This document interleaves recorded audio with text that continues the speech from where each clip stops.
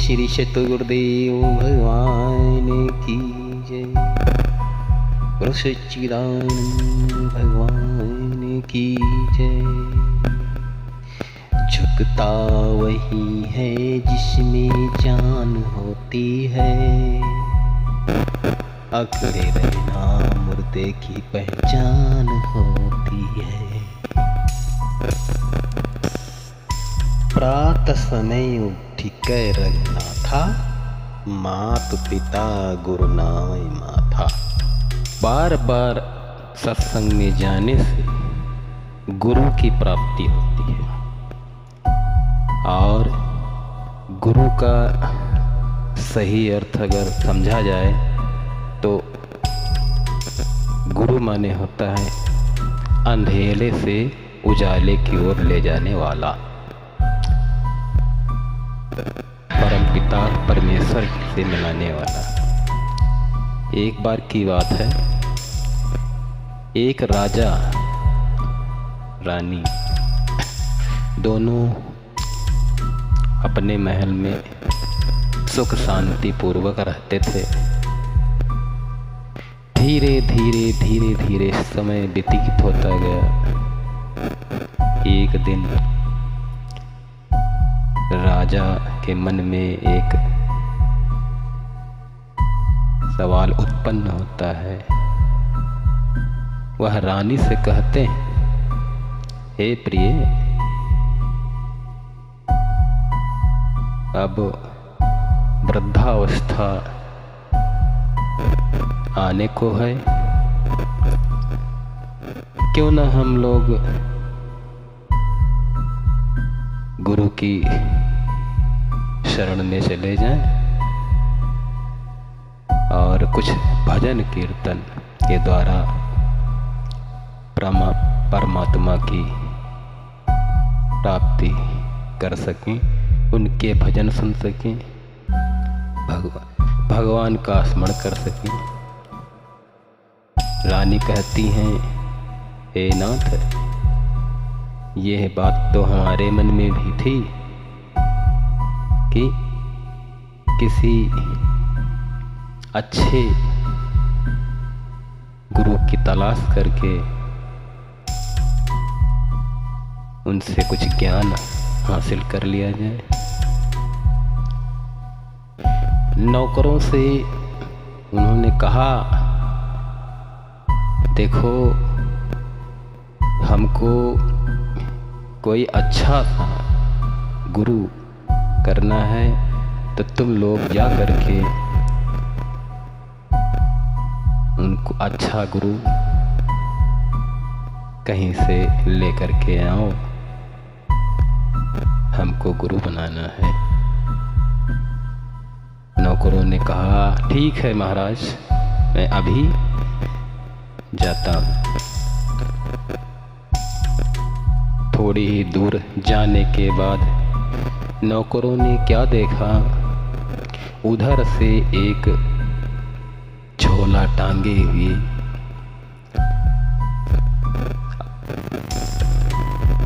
और साधु का भेष बनाए एक महात्मा उधर से चले आ रहे हैं। उनको देखकर नौकरों ने तुरंत उनको रोकने का प्रयास किया, प्रणाम किया। तभी वह महात्मा कहते हैं, बोलिए, क्या काम है? नौकरों ने कहा, देखिए, हमारे राज्य के जो महाराजा हैं, उन्होंने आपको बुलाया है, अब कुछ आपसे दीक्षा लेना चाहते हैं। तभी महात्मा बोलते हैं, ठीक है, हम आपके साथ चलते हैं। महात्मा को लेकर नौकर राजा के महल में प्रवेश करते हैं। राजा ने देखा, महात्मा को साक्षात दंडवत कर रानी साहिब से कहते हैं, प्रिय, आकर के महात्मा के चरण स्पर्श करो। दोनों महाराज जी के दंडवत करके कहते हैं, हे महात्मा, मेरा वृद्धावस्था आने को है, इसलिए हम चाहते हैं कि आपको गुरु बनाएं। और गुरु जी मन ही मन सोचते हैं, अरे यह तो हम चाह ही रहे थे कि कोई दौलत वाला, कोई बड़ा आदमी मिल जाए ताकि हमारा भोजन पानी की व्यवस्था भी कर सके और धन दौलत भी दे सके। यही विचार करते हुए महात्मा ने कहा, ठीक है राजन, धीरे धीरे करके 2-4 दिन बीतते हैं तो गुरुवर सोचते हैं कि कुछ ऐसा किया जाए कि रोज यही खाने को मिले और पैसा ऐंठता रहूं राजा से, ऐसा काम क्यों न किया जाए। तब राजा से कहते हैं, देखो राजन, तुम्हारी तपस्या तभी पूरी होगी जब हम अपने चरण रोज धोएंगे और तुम दोनों रोज चरण का अमृत पियोगे, तब जाकर के तुम्हारा कल्याण होगा। राजा कहते हैं, इसमें कौन सी बड़ी बात है महाराज जी, आप यहीं ठहरिए और रोज डेली सुबह सुबह उठ करके अपने चरण धो दीजिए और हम दोनों चरण स्पर्श कर लेंगे, चरण का अमृत पी लेंगे। इसी तरीके से यह कार्यक्रम काफी दिनों तक चलता रहा। एक दिन महात्मा के मन में यह विचार आता है कि अरे, हमारे घर में पत्नी और बच्चे पता नहीं भूखों तो नहीं मर रहे हैं, वैसे भी हमारे पास धन दौलत बहुत हो चुका है, क्यों न हम अपने घर जा कर के ये धन दौलत रख आए, दे आए और घर के हाल चाल ले आए, तब फिर वापस चले आएंगे यहाँ पर। ऐसा विचार कर वह राजन से कहते, हे राजन, हम अपने घर जाना चाहते हैं कुछ दिनों के लिए। तब राजा बोलते हैं, हे गुरुवर, अगर आप चले जाएंगे तो रोज डेली का जो चरणामृत है वह हमको कहाँ से प्राप्त होगा। तब महात्मा सोचते हैं कुछ ऐसी तरकीब निकाली जाए कि राजन को कुछ शक भी ना हो और हमारा भी काम हो जाए। तब महात्मा कहते हैं, राजन, 8-10 ड्रम पानी भरवाओ और उस ड्रमों में मैं अपने सभी ड्रमों में पैर धुल दूंगा और अपने घर चला जाऊंगा। जब तक मैं वापस नहीं आऊं तब तक तुम इसी चरणामृत को स्पर्श करते रहना, लेते रहना। जब तक मैं अपने घर से वापस नहीं आ जाता हूँ तब तक हे राजन, तुम इस चरणामृत का सेवन करते रहना। यह कहकर राजन को संतोष हो जाता है और गुरु जी के चरणों पर माथा रखकर उनको प्रणाम करते हैं और कहते हैं, ठीक है महाराज, गुरुवर, तुम अपने घर जा सकते हो, तब तक मैं यही चरणामृत सेवन करता रहूँगा। गुरु जी तो अपने घर पहुँच जाते हैं धन दौलत लेकर के। वहाँ पर अपने बाल बच्चों में मस्त हो जाते, खाते पीते रहते हैं, बहुत धन दौलत लेकर के गए थे। यहाँ राजा ने जो गुरुवर ने बताया था उसी प्रकार से क्रम से रोज आना, रोज सुबह उठ करके उस चरणामृत का सेवन करते रहे। आज भर का चरणामृत बचा है, बस बाकी सब खत्म हो चुका है। राजन को बड़ी चिंता सताने लगती है कि अरे, और अपनी पत्नी से कहते हैं, प्रिय, आज भर का चरणामृत बचा है। रानी कहती हैं, हे नाथ, आज का चरणामृत सेवन हम दोनों कर लेते हैं, हो सकता है शाम तक गुरुजी आ जाएं। यही सोचकर दोनों चरणामृत लेने के बाद उनका प्रभु गुरुवर जी का ध्यान करते हुए दोनों बैठ जाते हैं। हे गुरुजी, कहाँ हो आप? आज हर हाल में चले आओ, क्योंकि चरणामृत समाप्त हो चुका है। कल को सेवन करने के लिए मेरे पास कुछ नहीं बचा है। इसी चिंता में राजा और रानी बहुत दुखित होते हैं और शाम होते होते फिर धीरे धीरे करके नींद आ जाती है, सो जाते हैं। सुबह फिर चिंता वही सताने लगती है, तो नारायण को ध्यान, अरे मेरा भक्त मेरी याद कर रहा है।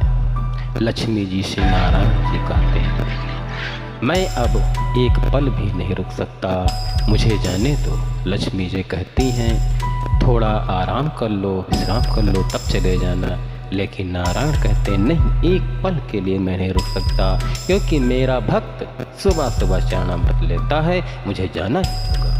तुरंत नारायण वहाँ से चल देते हैं और उसी गुरु का भेष रख करके दरवाजे के पास आवाज़ लगाते हैं। जैसे ही दरवाजे के पास से नारायण भगवान स्वयं परमात्मा उसी गुरु के भेष में खड़े होकर आवाज़ लगाते हैं, तुरंत राजा और रानी तुरंत दौड़ पड़ते हैं दरवाजे के पास और देखते हैं वही गुरु हमारे सामने साक्षात खड़े। तुरंत दर्शन और चरणामृत लेते हैं।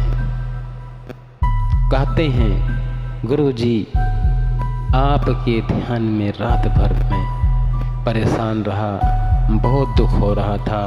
आप बहुत सच्चे हैं और बहुत सही समय से आ गए हैं, मैं धन्य हो गया।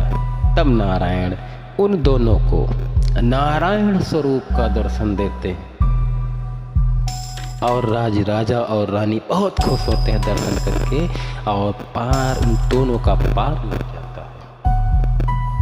इसलिए गुरु कैसा भी हो, जैसा भी है, ठीक है, अगर हम विश्वास से उसके ध्यान में मग्न हैं तो साक्षात परमात्मा के दर्शन हो जाएंगे। वह गुरु आए आपको दर्शन दे, आए या ना आए, लेकिन उसी भेष में भगवान आकर के दर्शन देंगे। यह विश्वास है, इसी को विश्वास कहते हैं। विश्वास माने होता है परमात्मा, परम पिता परमेश्वर, भरोसा, इसी को भगवान का भरोसा कहते हैं।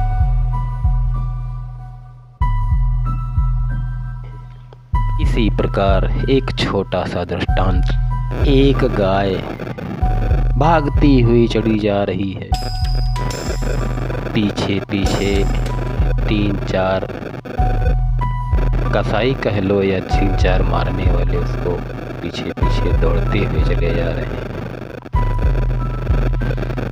गाय अपनी पूरी ताकत लगाकर भागती हुई चली जा रही है, लेकिन पीछे से मारने वाले भी पूरी ताकत से भाग रहे हैं। आगे एक नाला पड़ता है।